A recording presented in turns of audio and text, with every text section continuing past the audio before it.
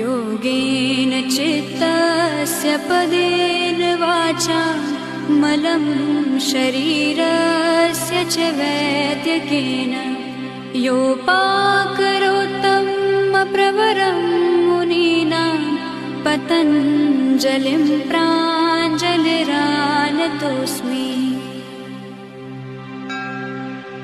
योगेन चित्तस्य पदेन वाचा मलं शरीरस्य च वैद्यकेन योपाकरोत्तमप्रवरं मुनीनां पतञ्जलिं प्राञ्जलिरानतोऽस्मि।